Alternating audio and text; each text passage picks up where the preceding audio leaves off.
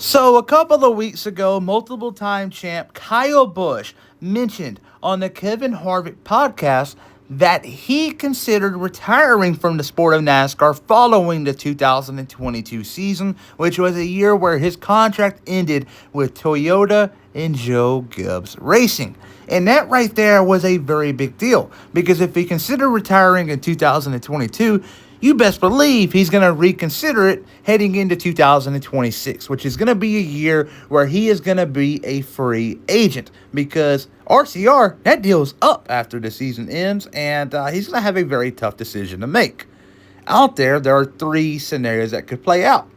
He goes to a different team, he stays put, or he retires. We're going to talk about them all, so let's start off with the current situation, RCR.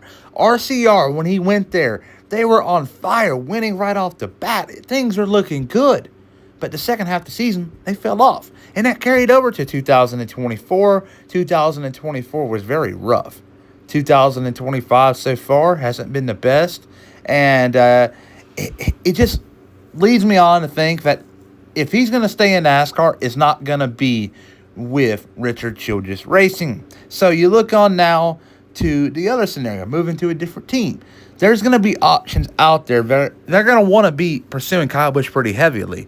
Obviously, I think Rick Hendrick is going to look at him, knowing that Alex Bowman hasn't really been putting up the numbers that you hope for. So he is going to be an option for that 48 car. But I believe ultimately, if something does happen, they will go young rather than old. Because Kyle Busch, if we're being honest here, is going to be in the sport for maybe the next 3, 4, maybe 5 years max. So he's going to be in the sport for a little while, but not much longer. So this would be a good time for Rick Hendrick to invest in a young driver, maybe like Connor Zillage. Just throwing that name out there. So I think Hendrick is going to have slight interest, but it may not be long term. And we'll see how things go there. But I believe the likely landing place for him, Kyle Busch that is going to be Kaulig. Matt Kaulig has built up a good program over the years, and I believe they're going to be in a good spot next year. I believe Ty Dillon is not going to return to the team ultimately. He is not putting up great numbers compared to Allmendinger, so he's going to be without the ride because his contract does end at the end of this year. So I believe this is where Kyle Busch is going to end up, and I think he stays in the Chevy camp because Chevy is going to do all they can to keep Busch because Busch is actually a very big household name.